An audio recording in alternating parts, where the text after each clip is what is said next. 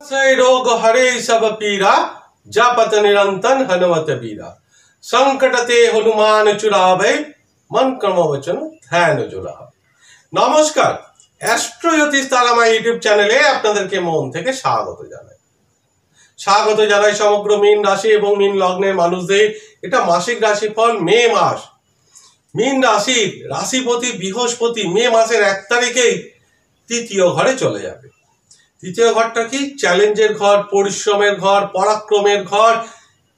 এই সময় কিন্তু আপনার পরিবারের যে সেকেন্ড হাউস, তার সেকেন্ড হাউসে যাচ্ছে, যে পরিবারের কিন্তু গেন এটা অবশ্যই হচ্ছে। তৃতীয় ঘরে আপনার রাশিপতি যাচ্ছে, সেটা ছোট ভাই বোনদের গেন অবশ্যই হচ্ছে। যারা কমিউনিকেশন এর যোগাযোগমূলক কাজ, মিডিয়া, মার্কেটিং, এছাড়াও যারা অনলাইন মার্কেটিং, বিজনেস, যাই হোক, তাদের জন্য কিন্তু একটু এফর্ট এবার দিতে হবে। কিন্তু পজিটিভ একটু এফর্ট দিলেও ডেস্টিনি আপনার সাপোর্ট করবে। কারণ দেখুন, আপনার রাশিপতি বা লগ্নপতি বৃহস্পতি তো তৃতীয় যাচ্ছে, কিন্তু তার সপ্তম দৃষ্টি তো আপনার ভাগ্যস্থানে আছে। তাহলে ভাগ্যের সাপোর্ট তো আপনি অবশ্যই পাবেন যদি হার্ডওয়ার্ক করেন।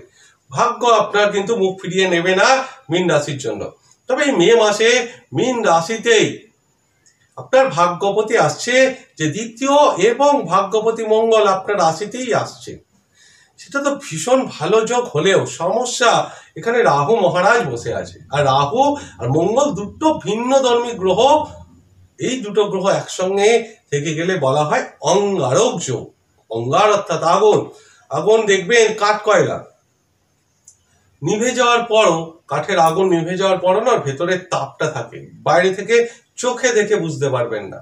যখন আপনি এটাকে স্পর্শ করবেন, ছোবেন, তখন বুঝতে পারবেন ওর মধ্যে তাপ আছে, হাত পুড়ে যেতে পারে। রাহু মঙ্গলের এই যোগ বলা হয়।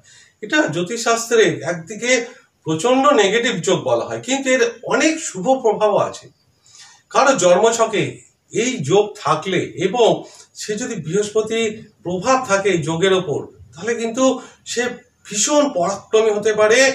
যে এমন যে কঠিন কাজগুলো, যে অসম্ভব কঠিন কাজ, যেটা আমরা ভাবতে গেলেও আমাদের অবাক হই আমরা, সেই সমস্ত কাজ কিন্তু তারা ইজিলি করে দিতে পারে। উত্তম সাহস এটা। যেরকম যে কোনো অ্যাথলেটিক্সের চার্টে এটা দেখা যায়, যে সাঁতার থেকে আরম্ভ করে যে কোনো স্পোর্টসম্যান এর চার্টে এগুলো দেখা যায়। এছাড়াও যে কোনো সাহসিকতার কাজ, স্ট্যান্ডম্যান, বাইকের যারা স্ট্যান্ড করে, এছাড়াও সিনেমা জগতের অভিনয়, যে স্ট্যান্ডম্যানের কাজ, যে সিনেমা পর্দার আড়ালে নায়কের পিছনে যে কাজগুলো, দুঃসাহসিক কাজ, সেগুলো তারা করতে পারে।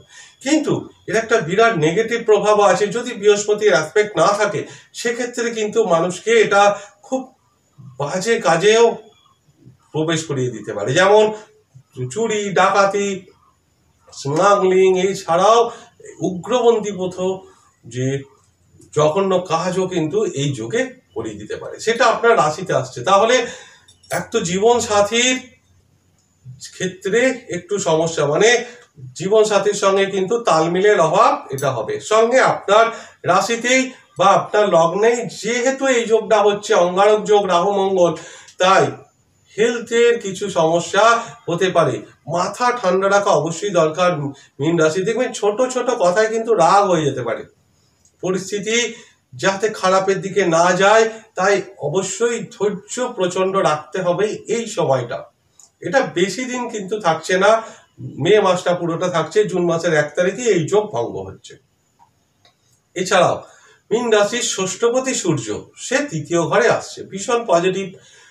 সেই তৃতীয় ঘরে এসে বৃহস্পতির 11 ডিগ্রি ক্লোজে এসে যাচ্ছে। অর্থাৎ সূর্যের কাছে যখন কোনো গ্রহ চলে আসে, সে কম্বাস্ট হয়ে যায়, অস্ত হয়ে যায়। দেখবেন দিনের বেলা শুধুমাত্র আমরা আকাশে সূর্য দেখতে পাই, তার সূর্য ছাড়া কি কোনো গ্রহ থাকে না? অবশ্যই সমস্ত গ্রহ নক্ষত্র দিনের বেলাতেও থাকে, কিন্তু সূর্যের আলোতে আমরা সেগুলো দৃশ্যমান হয় না, আমরা দেখতে পাই না। তাই সূর্যের খুব ক্লোজে চলে এলে সেই গ্রহের কার্যকরী ক্ষমতা হারিয়ে ফেলে, তাকে বলা হয় অস্ত বা কম্বাস্ট। সেটা আপনার রাশিপতি হবে। তাই আরো হেলথের ব্যাপারটা কিন্তু একটু বেশি হলেও নজর দেওয়া এখানে দরকার, সেটাও 22 দিনের জন্য থাকছে, মে মাসের বেশি দিন না, 22 দিন পর কিন্তু এই যোগটা অটোমেটিক কেটে যাবে। আর আপনার তৃতীয় পতি সেও কিন্তু শুক্র, সে দ্বিতীয় ঘরে আসবে, কারণ সেই শুক্র অষ্টমপতিও, এখানে অষ্টমপতি দ্বিতীয় ঘরে আসছে। অষ্টম ঘর হচ্ছে পরিবর্তন এবং সাডেন চেঞ্জেস, এবং সপ্তম ঘর হচ্ছে পাবলিকের। তো সপ্তমের অর্থ অষ্টম ঘর, সে সরাসরি দৃষ্টি দিচ্ছে, তাহলে এখানে কিছু সাডেন গেন, আর্থিক গেন সেখানে কিন্তু লক্ষ্য করা যাচ্ছে শুক্রের দ্বিতীয় অবস্থান। কিন্তু শুক্র মাত্র 19শে মে পর, 19শে মে পর্যন্ত থাকছে, তারপরে কিন্তু তার নিজের রাশিতে তৃতীয় ঘরে চলে যাচ্ছে, এটা ভীষণ যোগ। কিন্তু আপনার চতুর্থ এবং সপ্তমপতি বুধ আপনার রাশিতে 11 তারিখ পর্যন্ত, মনে রাখবেন 11 মে পর্যন্ত কিন্তু আপনার রাশিতে নিচস্থ অবস্থায় থাকছে। তাই আপনার মায়ের দিকটা, জীবন সাথীর দিকটা, বিজনেস, কেরিয়ার এর গ্রোথ, সেগুলো কিন্তু একটু করেও স্লো হয়ে যেতে পারে 11 তারিখ পর্যন্ত। সেই বুধ গ্রহ আপনার দ্বিতীয় ঘরে চলে আসবে, এবং সেটা 11 তারিখের পর। তাহলে 19 তারিখের পর সেকেন্ড ফেজটা মীন রাশির জন্য মোটামুটি অবশ্যই ভালো, তবে আবার বলছি শরীর স্বাস্থ্যের ওপর অবশ্যই এটা নজর রাখা উচিত। আর দুঃসাহসিক কাজ অবশ্যই করবেন না, যারা বাইক চালান একটু সাবধানে থাকবেন, কারণ রাহু মঙ্গলের অঙ্গারক যোগ মনের মধ্যে ভীষণ উত্তেজনা তৈরি করে দেয়। দুঃসাহসিক কাজ ইমোশন ভাবে হঠাৎ যদি কোনো দুঃসাহসিক কাজে বা চ্যালেঞ্জ করে করতে চান ইগোর ব্যাপারটায়, সেক্ষেত্রে কিন্তু সমস্যা ক্রিয়েট হতে পারে, কারণ ইগো তো থাকছেই, কারণ সূর্য আপনার রাশিপতিকে অস্ত করছে, সেটা তৃতীয় ঘরে।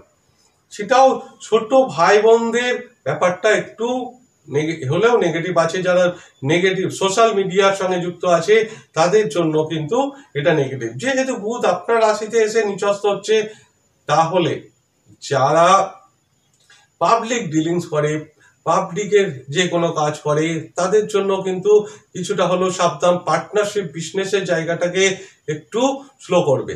সপ্তমে কেতু মহারাজ বসে আছে, এমনি বিজনেসের জায়গাটা ডামাডোল চলছে মীন রাশির, কিন্তু মীন রাশির যখনই বৃহস্পতি আপনার তৃতীয় ঘরে এসে তার পঞ্চম দৃষ্টি কেতুর দিকে পড়বে, ঠিক সপ্তম ঘরে দ্বিতীয় ঘর থেকে, তখন কিন্তু কেতুর যে দুষ্প্রভাব, নেগেটিভ যে রেজাল্ট, সেটা কিন্তু অনেকাংশে কমিয়ে দেবে। কিন্তু সেটা 22 তারিখের পর, কারণ 22 তারিখ পর্যন্ত কিন্তু বৃহস্পতি কম্বাস থাকছে। তাহলে বিজনেসের প্রোগ্রেসটা ভীষণ আসছে। দেখুন মীন রাশি তো অলরেডি 7.5 চলছে, কোহরা শনিদেব তো 12 নম্বর ঘরে বসে আছে, খরচের ঘরে বসে আছে, 7.5 প্রভাব অলরেডি আপনারা অনুভব করে নিয়েছেন বিগত দিন থেকে।